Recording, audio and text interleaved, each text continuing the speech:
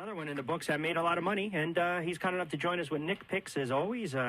We typically do them on a Thursday. We got him on a Wednesday from our good friends over at Harbor Jiu-Jitsu. How are you, my friend?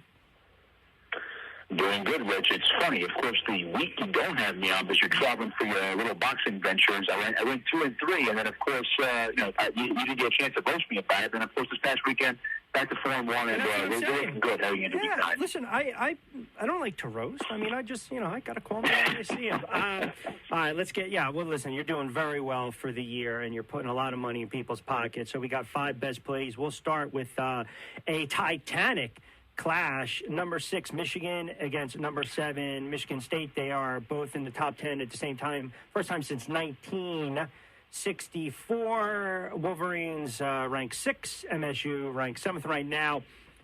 You like Michigan getting the 4. Now, I know Harbaugh is 2-0 on the road in this rivalry, 3-3 overall. So, this is kind of my look but don't touch game. I just might sit back and enjoy this one. How do you see this one playing out? Yeah, I figured I was at least going to think about going with the look don't touch moniker this week, but +4 is enough for me to take the Wolverines. I do think they are going to win this football game, but of course this is the bugaboo for Jim Harbaugh, other than Ohio State, of course. But he is 3-3 against the Spartans in his tenure. But again, it's that type of game where you're like, well, is this the game where he finally gets over the hump, so to speak? He's beaten this team before, or is this another one of those typical Jim Harbaugh, come up short in the big moment type of games? But I really do believe that the two-headed monster Blake Coleman and Hassan Haskins in the backfield for the Wolverines is going to do enough against the Spartans. Of course, the Spartans can throw a little bit better than the Wolverines can, and plus, of course, they have Kenneth Walker in the backfield, who's a Heisman candidate. Out of Michigan State right there. But, I mean, again, it's enough points on the road. I do think Michigan, I went into the week thinking Michigan was going to win this game outright because, again, Michigan State had the week off coming into this one, so they had 2 weeks to prepare. But I just feel like Michigan is still on a roll here. They kind of got their kinks ironed out against Northwestern last week after they had a bye week. So I'm going to trust Jim Harbaugh, and I hate to say it, but I'm going to trust Jim Harbaugh, and we'll take Michigan +4. 24-point favorite last year, and they lost 27-24, and you mentioned that has been the bugaboo for Michigan. You got to beat your rivals. All right, second game, Iowa 6-1, Wisconsin 4-3. Wisconsin is a sloppy 4-3, 17 turnovers already this season, 20 in their last 12 games, and then conversely, Iowa coming in at 6-1, +3.5, 16 takeaways in 6 games, even though their O-line stinks. So something has to give in this one. Yeah, and again, this is another one of those games I was surprised that Iowa was actually a road dog. To me, they're a far better team on paper. But again, they are going to Madison. Camp Randall Stadium is one of the toughest places to play in the country, despite what Wisconsin's record will show you this year and what they have been doing offensively. Now, the run game came absolutely alive for the Badgers last week, so if I'm Iowa, I have to worry about that. But again, the Hawkeyes defense is one of the best in the country. They cause a lot of turnovers, so if Wisconsin is going to take the ball out of their quarterback's hands, and Graham Mertz, who has been, of course, my biggest disappointment this year out of any quarterback. He only threw the ball 8 times last week, and they still trended up, I believe, well over 200 yards on the ground in their minor upset over previously ranked 25th Purdue in that 30-13 win on the road. But again, I'm a big Iowa guy, at least in terms of football. And +3.5, again, it's not a pick-em cube. I do think they already win this game outright as well. Again, I'm very shocked that they are road dogs this week. So even the Hawkeyes to keep their pretty good season going again. We'll wipe out the upset loss from the other week, but I think they're going to rebound in quite a big way against the Badgers, who I think are just one of those middle-of-the-road teams this season, the Big Ten. All right, third game, a good one on paper. Ole Miss 6-1, Auburn's 5-2. I think at the end of the day, it comes down to the play of Nix. For Auburn, I think you got to run. I like this game to be actually a high-scoring affair. Ole Miss +2.5. What say you? Yeah, it's not going to be high scoring as well. I think it's going to be high scoring as well again at Auburn. So I'm not shocked that Ole Miss is a road dog, despite the fact they are a higher ranked football team. But again, classic SEC matchup within that SEC West division. Really, I'm just I'm on the high scoring train for this matchup. So if I'm going to think about that, I'm going to lean towards who I think has a better offense. And that is, of course, Ole Miss. Lane Kiffin coaching it up. Matt Corral, Heisman candidate as well, can throw it, can run it. I know he was hampered a little bit with an injury, or they kind of limited him a little bit against Tennessee the other week.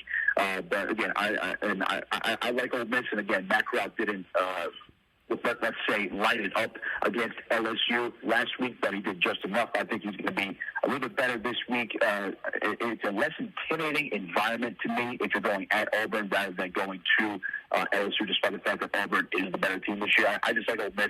The offense is just that much better. And again, if you have the better head coach and a better quarterback, I'm going to be inclined to take them. But again, the road dogs, Stuart. And again, another game where I think they're going to win outright. So give me Ole Miss plus 2.5.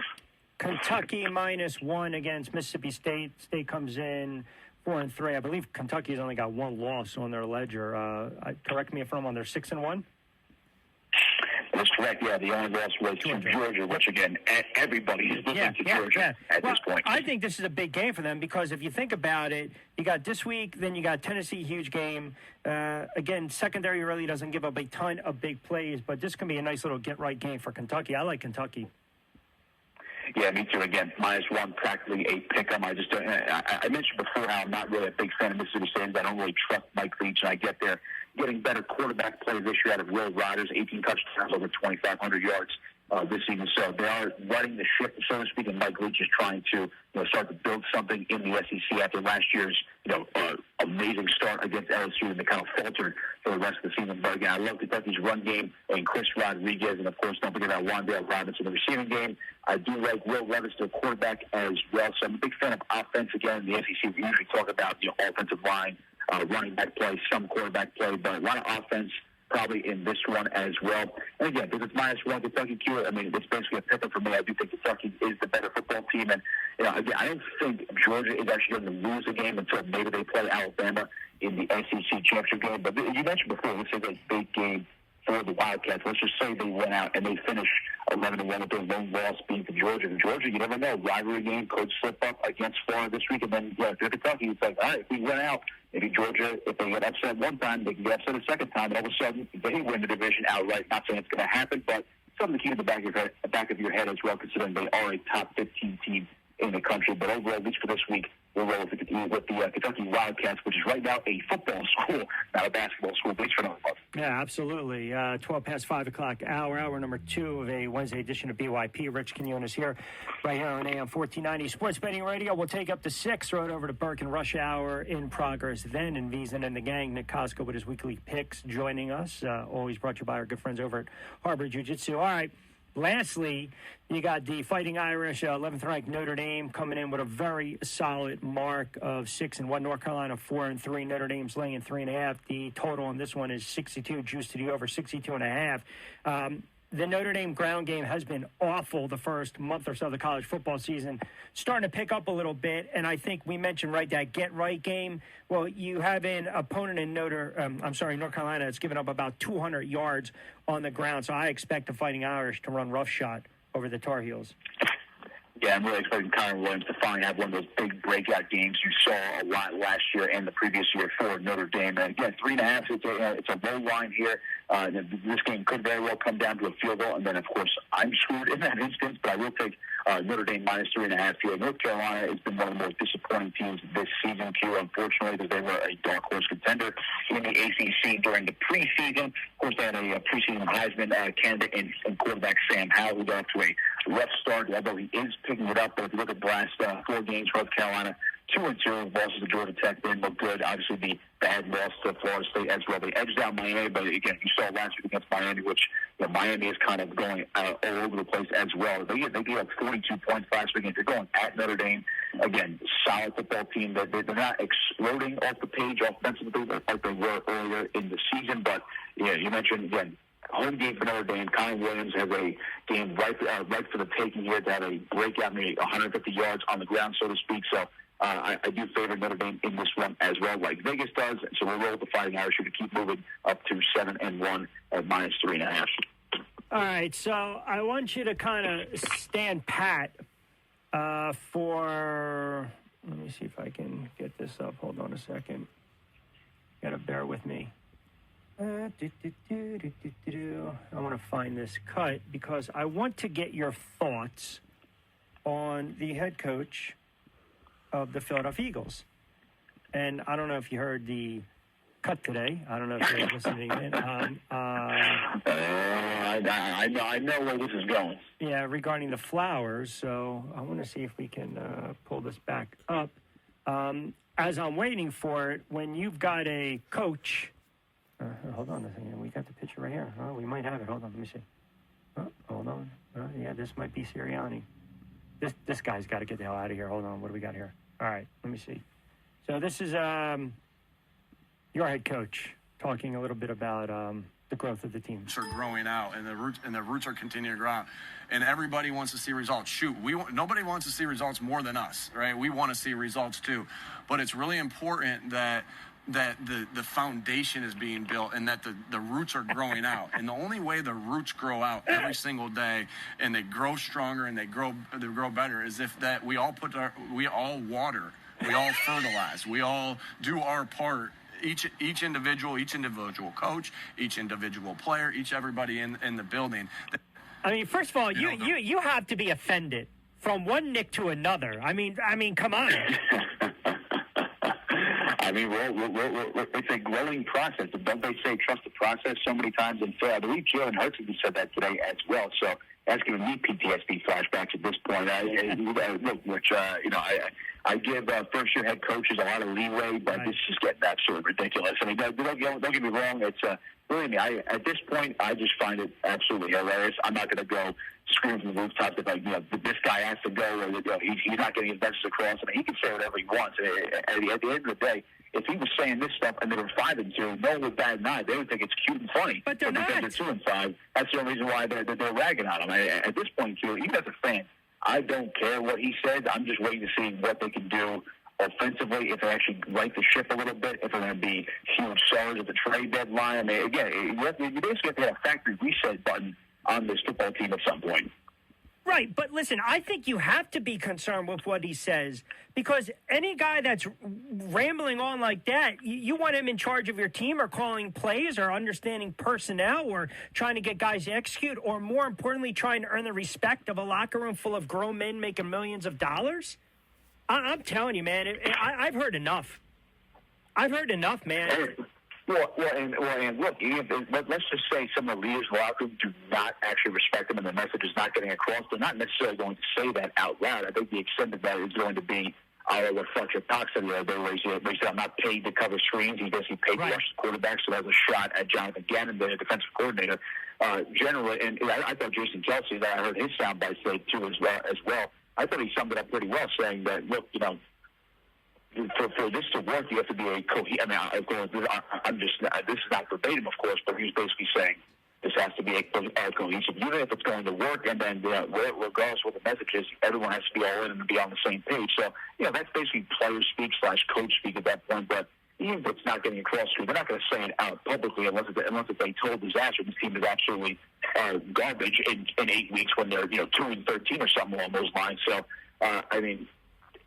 I don't see how you get rid of them after 1 year, especially it's only been 7 games so far. I know that the sample size right now is not good for what it's worth, but again, I think that the problem is he's the guy in charge, but the problem he also doesn't have that veteran voice in his ear that's on his staff. He's got veteran voices than the players, but as far as his staff around him, they're all younger than he. I mean, you might as well put me on the staff as an offensive analyst or assistant at this point if you're going to hire all these young guys who have never had coaching experience at that level with those types of responsibilities. Yeah, fair points. I mean, I don't agree with all of them, but you make some good points. And you're right. I mean, what cures that is winning on Sunday, and that's something that they haven't been able to do. I mean, it cured, don't get me wrong. This team was 5-2 somehow, even with better quarterback play, better defense.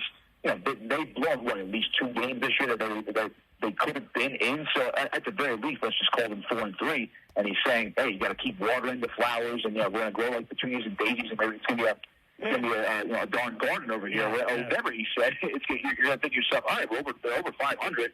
You might as well keep using these metaphors, and it might lead to wins on Sunday. But that's all it comes down to. Yeah.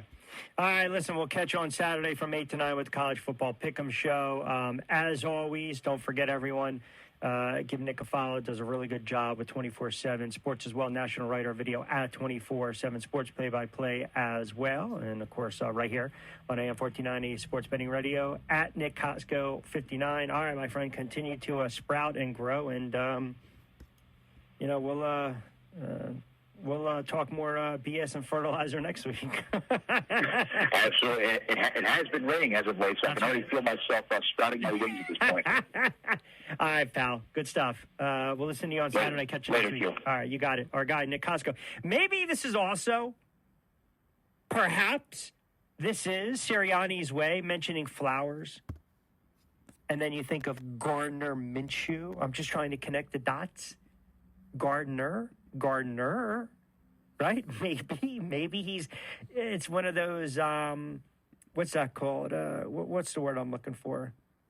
I don't know. I'll think about it during the break because now I'm starting to sound like Sirianni just babbling. But anyway, maybe he's setting the stage, right? Maybe he's letting you know. He's giving you a little, he's planting the seed. Oh, it always comes back to flowers. Maybe that's it. Maybe that's exactly where we're at with the head coach of the Philadelphia Eagles. 521. Hi, I'm Tim Glenn, and I have 3 passions. My family, my Glenn Insurance customers, and the environment. Yes, but what about turtles? You're a talking turtle? I love turtles. This insurance coverage of yours, does it include business? Yes. You have a business? I do. A shell phone company. We have to keep up with the times, too. I got the idea because I roam a lot. We only have landlines, though. Interesting. When I text, it gives me an awful headache. Hitting the shell of mine. Do you cover for headaches? No, we cover everything else. Do you have Twitter? Yes. Pond sign Tommy. Tommy, we've been providing business insurance for over a century. From business owners' policies to commercial insurance, workers' compensation, property, professional liability, and more. We can even cover your shell phone company for business interruptions, like a cracked shell. Great. Now I have to put my phone in the water. Our company does live streaming in the afternoon. For business, Glenn Insurance. Call 888-OK-GLEN or visit glenninsurance.com. Exceptional people, superior results. Are you getting hit hard by low trade offers? Ouch, that was a blindside. That's a personal foul. Don't get blindsided by low trade offers. Bring any trade to Matt Blatt Kia. Used car values are at an all-time high. Get to Matt Blatt Kia and select from over 100 new and certified Kias ready for delivery.